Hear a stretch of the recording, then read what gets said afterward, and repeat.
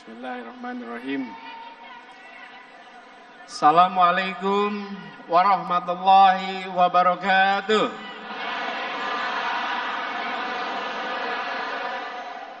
Selamat siang, salam sejahtera untuk semuanya. Selamat datang seluruh relawan dari seluruh tanah air.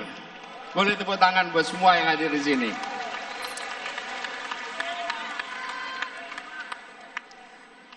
Yang saya hormati seluruh jajaran pimpinan pengurus Amanat Indonesia, khususnya ketuanya, Bung Sahrin Hamid. Beri tepuk tangan untuk seluruh jajaran Amanat Indonesia. Yang saya hormati, hadir bersama kita, Ketua Umum Partai Demokrat, Mas Ahaye. Beri tepuk tangan untuk Mas Ahaye.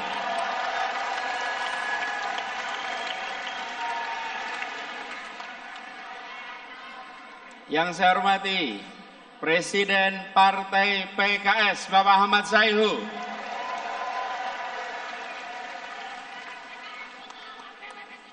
Dan juga Wakil Ketua Umum Partai Nasdem, Bapak Ahmad Ali.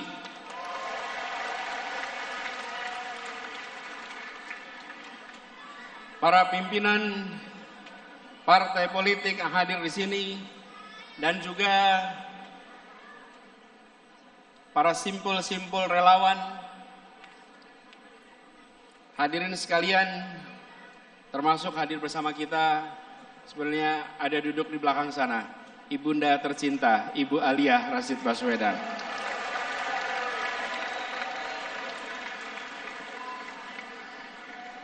Alhamdulillah, senang sekali pada hari ini bisa berjumpa dengan teman-teman semua. Hadir tempat ini di ruang lapangan tenis indoor, nampaknya jumlah yang hadir lebih banyak daripada yang diduga. Barangkali berikutnya kita bisa pakai Jakarta International Stadium.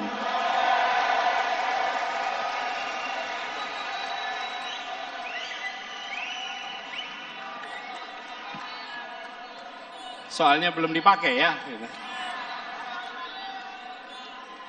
Ini relawan yang hadir, saya lihat dari banyak tempat. Mana yang paling jauh dari sini? Dari mana?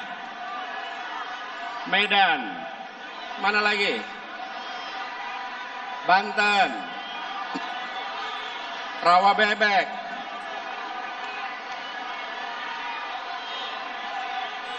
Sukabumi, Kalimantan, Ambon,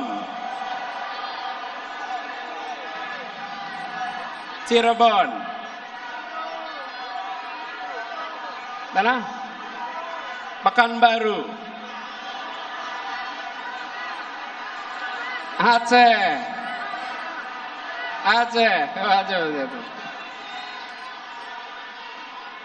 Alhamdulillah, kita berkumpul dari berbagai tempat. Karena itu izinkan kepada semua, saya memulai dengan menyampaikan ucapan selamat Idul Fitri mumpung kita masih di bulan Syawal. Minal aidin wal faizin, taqabbalallahu minna wa minkum. Mohon maaf lahir dan batin. Insya Allah amal ibadah kita di bulan puasa kemarin diterima oleh Allah dan kita berhasil mencapai derajat muttaqin. Dan semoga semangat yang kita dapatkan selama kita menjalankan ibadah di bulan suci Ramadan akan menjadi modal bagi perjuangan kita di bulan-bulan ke depan. Saudara-saudara sekalian, Bapak Ibu yang saya hormati, kita berada di tahun 2023. Bila kita tengok kembali perjalanan bangsa ini, bukan perjalanan yang singkat, yang kecil, tapi perjalanan yang panjang dan besar. Saya ingin dalam kesempatan ini menengok ke depan dengan melihat perkembangan sejak awal bangsa ini terbentuk. Indonesia adalah masyarakat di Nusantara yang pada tahun 1928, lokasinya di Jakarta, memutuskan untuk menjadi satu bangsa, memutuskan untuk menjadi satu tanah air dan satu bahasa persatuan. Sebuah keputusan besar untuk menjadi Indonesia di 1928. Itulah satu yang pertama. Menjadi satu bangsa dengan satu bahasa persatuan. Lalu kemudian kita berjalan 17 tahun kemudian kita mendapatkan satu yang kedua, yaitu satu negara. Kita merdeka menjadi sebuah negara Republik Indonesia. Ini adalah satu yang kedua. Dan pada saat Republik ini berdiri, para pendiri Republik bukan hanya menyusun cita-cita. Semua rakyat berjuang untuk apa? Menghadirkan yang disebut dengan janji kemerdekaan. Janji kemerdekaan. Itu tahun 1945. Ini satu yang kedua. Satu yang ketiga. Di tahun 50 kita kembali menegaskan bahwa Indonesia bukan kumpulan negara kecil-kecil, tapi kita adalah sebuah negara kesatuan Republik Indonesia. Ada yang disebut dengan istilah mosi integrasi, menjadi satu. Ini satu yang ketiga, menjadi satu negara kesatuan. Tetapi pada saat itu kepulauan ini masih terpisah-pisah satu sama lain. Kita belum menjadi satu kesatuan wilayah. Yang ada adalah antar pulau, ada lautan, dan lautan itu bukan bagian dari Indonesia. Karena itu kemudian tahun 57 ada yang disebut sebagai Deklarasi Juanda, yang menyatakan bahwa seluruh wilayah air di dalam bagian dari negara Indonesia dijadikan sebagai satu teritori. Tahun 57. Tapi perjuangannya tidak sebentar. Dunia tidak mau langsung mengakui. Pada saat itu dunia bersikukuh bahwa Laut Jawa wilayah internasional, Selat Sunda wilayah internasional, Selat Sulawesi wilayah internasional. Dan kita, anak-anak bangsa berjuang memastikan bahwa ini satu teritori. Dan akhirnya di 1982 kita resmi diakui dunia sebagai satu teritori Indonesia. Inilah satu yang keempat. Menjadi satu bangsa, menjadi satu negara, satu kesatuan, dan satu wilayah. Satu wilayah. Inilah kondisi kita hari ini. Tetapi hari ini kita juga harus menengok ke depan. Kenyataannya hari ini, ya wilayah kita satu, ya bahasa kita satu, ya negara kita satu. Tetapi kemakmurannya masih berbeda-beda. Betul? Karena itu ke depan kita berbicara tentang melaksanakan janji kemerdekaan. Janji kemerdekaan ini ada kalimat terakhir dalam pembukaan Undang-Undang Dasar 45, yaitu menghadirkan keadilan sosial bagi seluruh rakyat Indonesia. Inilah yang kita akan arah ke depan. Satu perekonomian, satu kesemakmuran. Bukan kemakmuran tinggi di satu kota dan rendah di wilayah lain. Bukan kemakmuran tinggi di satu pulau dan lemah di tempat lain. Kita ingin ketimpangan-ketimpangan seperti ini dibereskan untuk semuanya. Apa itu satu kesemakmuran? Satu kemakmuran, satu kesemakmuran. Izinkan saya cerita pengalaman kami di Jakarta. Bapak Ibu sekalian yang tinggal di Jakarta, Jakarta ini terdiri dari berapa kabupaten kota? 6. 5 di daratan, 1 di kepulauan. Saya beri contoh, ada satu pulau yang kalau di peta hanya nampak seperti titik. Di situ disebut sebagai sang penjaga utara. Pulau ini selama sejak kemerdekaan hingga akhir-akhir ini adalah pulau yang jauh di depan dari daratan Jakarta. Lokasi pulaunya lebih dekat ke Sumatera daripada ke dermaga Sunda Kelapa. Lebih dekat ke Sumatera, tapi dia bagian dari Jakarta. Dan di pulau ini puluhan tahun tanpa listrik, puluhan tahun kesulitan air bersih, puluhan tahun hanya sesekali kapal melintas, namanya Pulau Sebira. Bila kita menyaksikan Jakarta hanya sebagai urusan daratan, maka tempat ini akan terus-menerus dibiarkan. Pendekatan kita adalah Jakarta harus satu kesemakmuran. Apa yang terjadi? Dibangun pulau itu, dikirimkan pesan kepada semua 11 pulau yang berada di luar daratan Jakarta. Mereka sekarang kini semua menikmati listrik lengkap, air bersih lengkap, akses kesehatan lengkap, akses pendidikan lengkap. Ini adalah komitmen kita bahwa berada dalam sebuah wilayah yang sama, teritori yang sama, kita harus bisa satu kesemakmuran. Dan ketika ini diterapkan, prinsip kita adalah begini. Lokasi pulau itu memang jauh dari Monas, tapi dia adalah bagian dari Jakarta. Anda semua yang hadir di sini, yang dari Aceh, hitungan kilometernya dari Jakarta memang jauh, tapi Anda 0 kilometer dari Ibu Pertiwi. Dari Papua, hitungan kilometer dari Monas memang panjang, tapi Anda 0 kilometer dari Ibu Pertiwi. Dari manapun Anda berada di tempat ini, hitungan kilometernya panjang, tapi sesungguhnya Anda 0 kilometer dari Ibu Pertiwi. Inilah yang harus dikembalikan. Inilah yang harus menjadi pegangan kita, bahwa republik ini tidak didirikan dengan perhitungan ongkos, untung dan rugi. Republik ini didirikan dengan janji untuk seluruh tumpah darah Indonesia.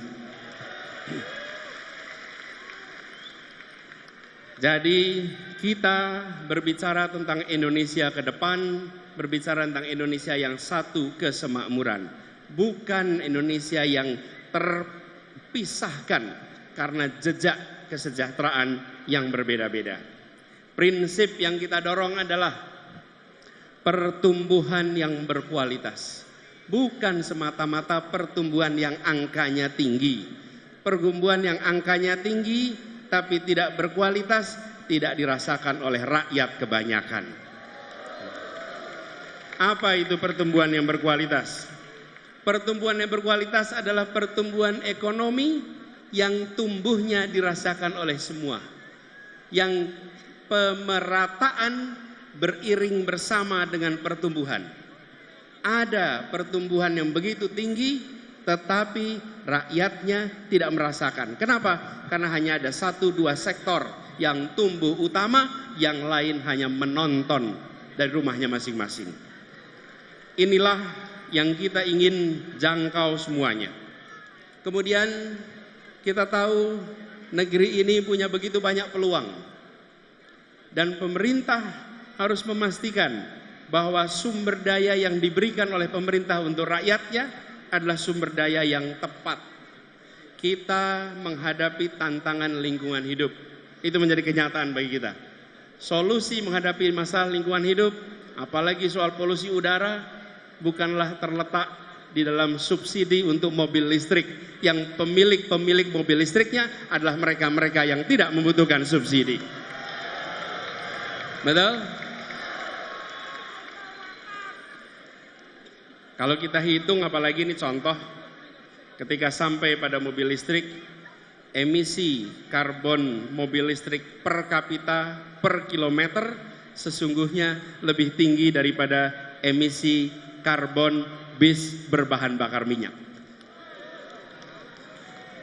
Emisi per kilometer per kapita. untuk mobil listrik dibandingkan dengan bis berbasis BBM. Kenapa itu bisa terjadi? Karena bis memuat orang banyak, sementara mobil memuat orang sedikit. Ditambah lagi pengalaman kami di Jakarta, ketika kendaraan pribadi berbasis listrik, dia tidak akan menggantikan mobil yang ada di garasinya. Dia akan menambah mobil di jalanan, menambah kemacetan di jalanan. Jadi, yang didorong ke depan adalah demokratisasi sumber daya. Bahwa kita mengarahkan agar sumber daya yang dimiliki negara diberikan melalui sektor-sektor yang memberikan manfaat nyata bagi masyarakat banyak. Bukan semata-mata untuk mendapatkan perhatian dalam percakapan, apalagi percakapan sosial media. Karena itulah kita ingin dorong ke depan, insya Allah jalan-jalan tol yang sekarang sudah dibangun secara amat baik oleh pemerintahan hari ini, ke depannya nantinya dipenuhi oleh kendaraan-kendaraan umum berbasis dengan listrik ke depan. Kendaraan-kendaraan logistik berbasis listrik, bukan pribadi, tapi kendaraan umum. Dan kita tahu, begitu bicara kendaraan logistik, kendaraan umum, pengangkut massal, maka dia bukan hanya memindahkan badan, bukan hanya memindahkan barang. Dia sebetulnya adalah alat untuk membangun perasaan kesetaraan, alat membangun perasaan persatuan. Jadi ke depan ini adalah contoh bagaimana kebijakan disusun berdasarkan gagasan. Bukan sekedar kebijakan tanpa narasi, tanpa gagasan. Urutannya harus jelas.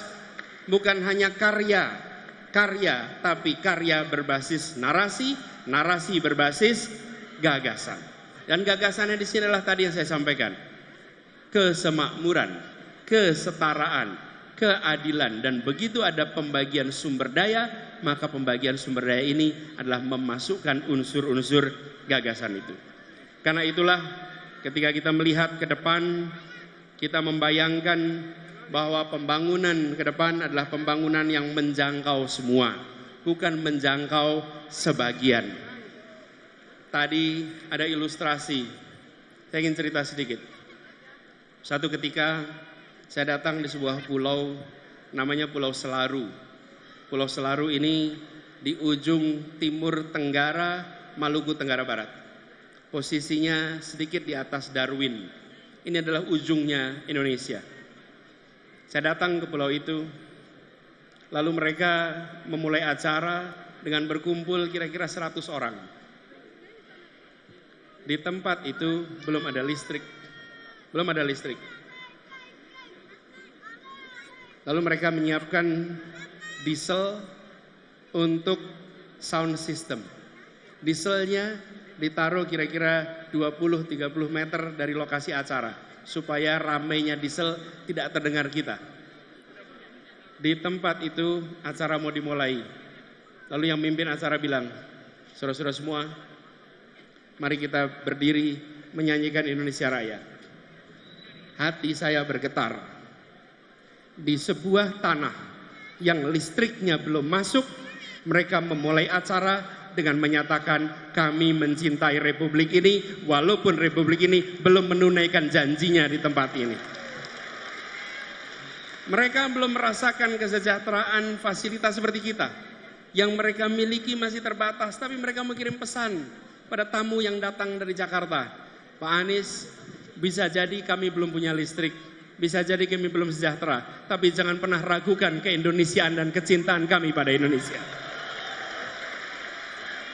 Saya menemukan kalimat-kalimat seperti di berbagai tempat. Saya datang ke sebuah tempat namanya Sentolo. Sentolo ini di Jawa, di Kulon Progo. Ngobrol dengan warga. Di tempat itu ketika saya bicara, mereka cerita, Pak Anies, tempat ini sudah diukur akan dipakai untuk pembangunan jalan tol. Rumah saya akan kena. Lalu saya tanya, bagaimana Pak rumahnya kena? Oh nggak apa-apa Pak. Biarkan tanah ini dipakai untuk pembangunan karena ini adalah untuk kepentingan negara, ini untuk kepentingan masyarakat banyak. Dia belum sejahtera, dia kondisinya masih minim, tapi dia mengatakan pada semua bahwa kecintaan kami bukan berdasarkan kekayaan material. Kami mencintai Republik ini secara tanpa syarat. Kami sekalian, kita-kita yang berkumpul di tempat ini, kita-kita yang memperjuangkan Indonesia yang lebih baik, kita harus ingat bahwa ada saudara-saudara kita yang lokasinya hitungan kilometer jauh dari Jakarta, jauh dari Monas, tapi mereka 0 kilometer dari Indonesia dan mereka harus merasakan kesejahteraan yang meningkat secara amat serius. Itulah sebabnya bicara tentang kesemakmuran harus konkret. Kami coba wujudkan kemarin di Jakarta, dan insya Allah bila Allah nanti takdirkan tahun depan kita akan merasakan sebuah penentuan arah pemilu Pilpres 2024. Anies Presiden. Bukan soal meneruskan atau tidak meneruskan sebuah program. Bukan. Pemilu 2024, pemilu 2019, pemilu 2014, dan pemilu-pemilu lainnya adalah sebuah kesempatan untuk menengok kembali arah perjalanan bangsa.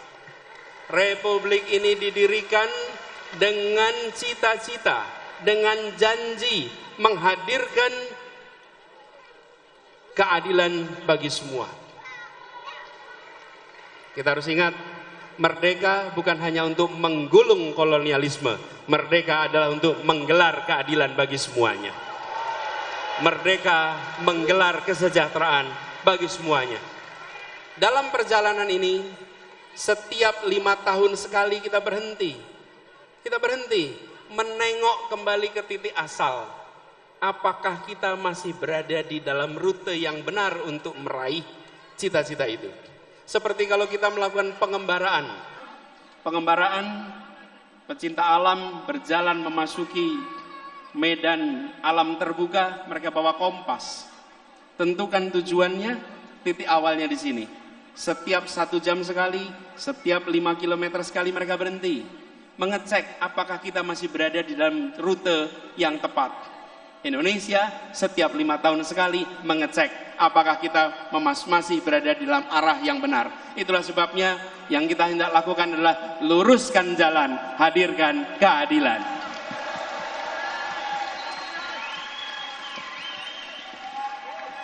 Teman-teman semua, para relawan dan semua simpatisan pendukung yang saya hormati, saya berkali-kali mengatakan bahwa relawan itu adalah pribadi-pribadi mulia.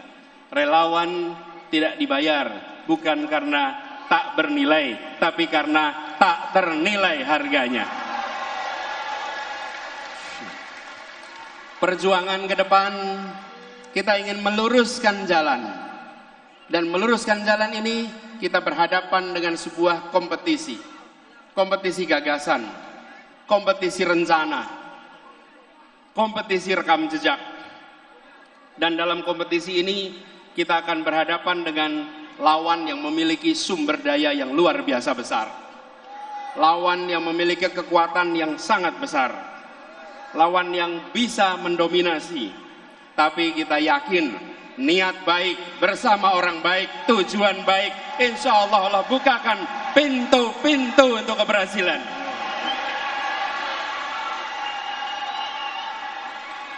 Kita tidak pernah gentar dengan ukuran material. Kita akan tunjukkan kekuatan spiritual yang kita miliki untuk meraih yang dijanjikan Republik ini. Ini bukan tentang satu orang, ini bukan tentang satu partai, ini adalah tentang nasib masa depan bangsa kita dan anak-anak dari bangsa kita. Jaga kemuliaan perjuangan ini, jaga kehormatan perjuangan ini. Kirimkan pesan-pesan yang mempersatukan, kirimkan pesan-pesan yang menunjukkan bahwa kami tidak jual murah idealisme itu, kami junjung tinggi idealisme itu. Tunjukkan bahwa kita punya rekam jejak yang baik, punya rekam gagasan yang baik, punya rekam karya yang baik. Karena kita punya itu semua, kita tidak perlu berbohong. Kita tunjukkan kenyataan. Bila rekam jejak kita bermasalah, bila rekam gagasan kita bermasalah, bila rekam karya bermasalah, baru di situ ada kebohongan-kebohongan. Betul? Karena itu kalau kita menyaksikan ada kebohongan di produksi, sebenarnya itu adalah cerminan rasa tidak percaya diri atas yang dimiliki. Jadi kita tidak perlu memproduksi kebohongan, tidak perlu memproduksi itu semua. Tunjukkan kenyataan dan biarkan kenyataan memenangkan pertarungan gagasan, memenangkan pertarungan rekam jejak, memenangkan pertarungan karya.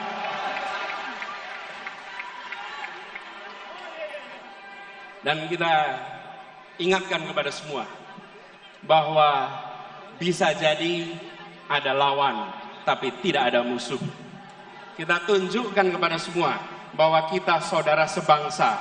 Ya, kita berlawanan gagasan, ya kita berlawanan rekam jejak, tapi kita bukan musuh. Musuh saling menghabisi, lawan saling menguatkan.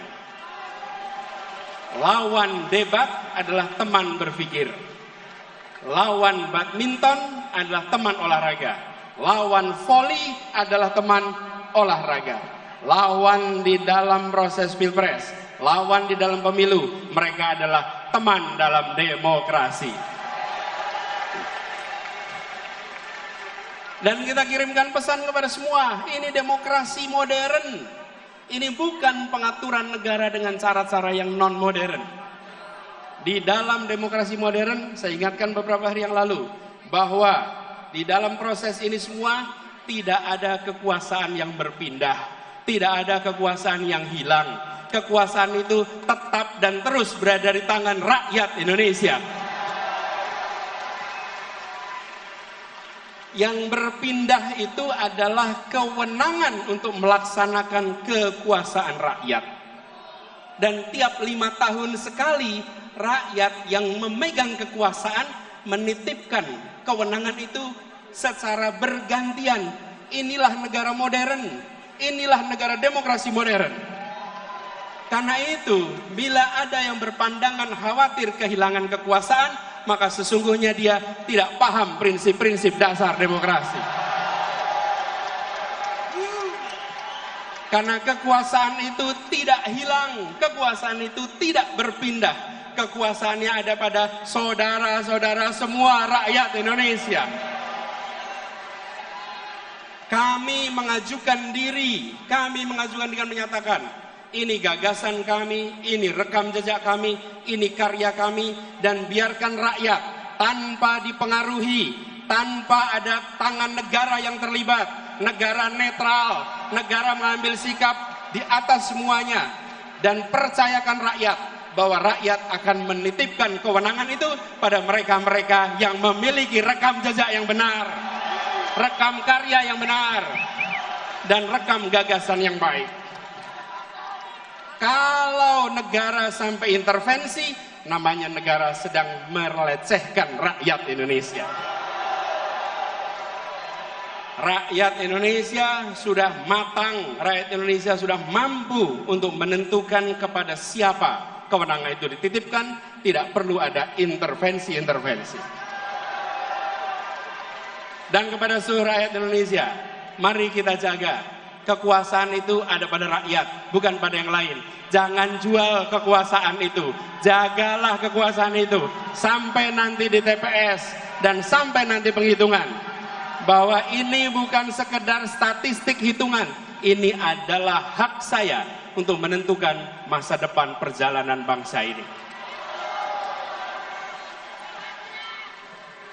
Ini memberikan pesan kepada semua bahwa Indonesia adalah negara demokrasi modern yang dunia boleh menengok. Dan kita kirimkan pesan pada semua. Negeri-negeri di luar sana menengok pada kita dengan rasa kagum. Kenapa mereka kagum? Mereka melihat sebuah bangsa yang bahasanya ratusan, yang suku bangsanya ratusan, tapi memiliki kemampuan untuk berbicara dengan bahasa satu, bahasa persatuan, bahasa Indonesia. Lalu ketika mereka berdemokrasi, kita tunjukkan demokrasi dengan sikap yang matang, menunjukkan kematangan luar biasa. Mari kita sama-sama song-song kesempatan perubahan ini dengan membawa gagasan, membawa rekam jejak, sekaligus membuktikan kita semua di sini, pada diri kita, pada anak-anak dari anak-anak kita, bahwa di tahun 2024 ketika Republik ini akan menentukan arah barunya, saya tidak menjadi penonton di rumah yang tak bertanggung jawab.